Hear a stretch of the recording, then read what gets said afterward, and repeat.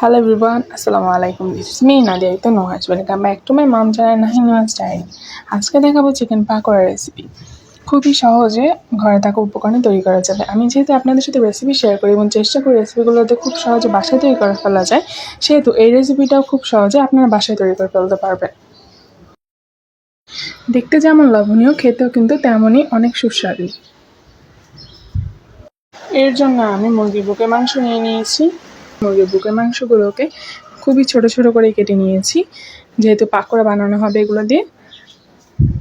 যেভাবে আপনারা দেখতে পাচ্ছেন এরকম করে কেটে নিতে হবে। এখানে নিয়েছি 1 চা চামচ আদা বাটা, 1 চা চামচ রসুন বাটা, স্বাদ মতো লবণ, লাল মরিচ গুঁড়ো 1 টেবিল চামচ, 2 ফালি লেবুর রস।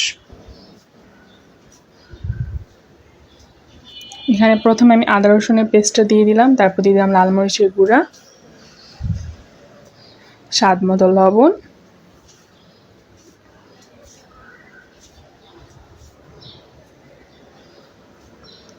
তারপর লেবুর রসটা দিয়ে দিচ্ছি চিপে। এই মশলাগুলো দিয়ে আগে ভালোভাবে এটা ম্যারিনেট করা হবে 1 থেকে 1.5 ঘন্টার মতো। তারপর হলো যে পেঁয়াজ, কাঁচামরিচ, শুকনো উপকরণ দেওয়া লাগবে ওগুলো হলো পরে দিব।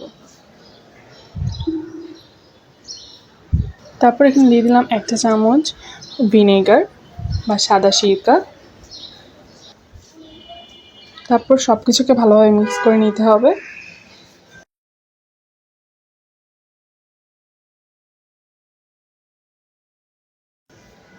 তারপর এটাকে রেস্টে রেখে দিব 1.5 ঘন্টার জন্য।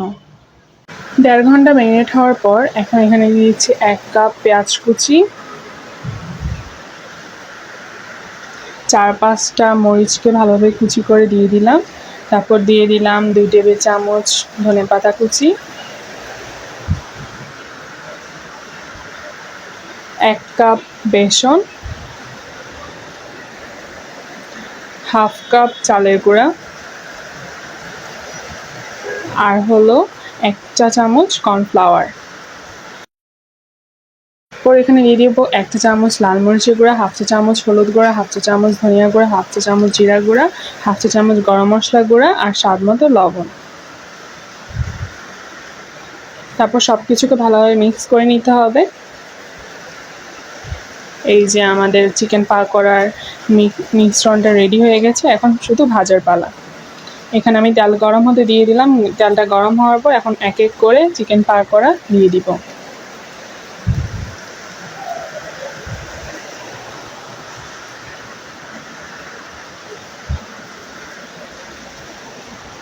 মিডিয়াম হিটে সময় ধরে এগুলোকে ভেজে নিতে হবে, যাতে উপরে ভালো একটা কালার আসে এবং ভিতরে কাঁচাও না থাকে।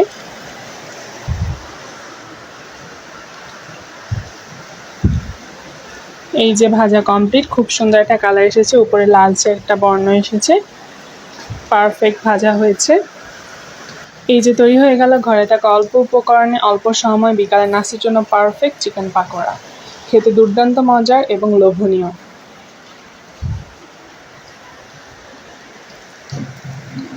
দেখতেই পাচ্ছেন চিকেন পাকোড়ার ভিতরে কত সুন্দরভাবে সবকিছু ভাজা হয়েছে। সবাই ভালো থাকবেন, সুস্থ থাকবেন, আমাদের জন্য দোয়া করবেন। সবাইকে আল্লাহ হাফেজ, আসসালামু আলাইকুম।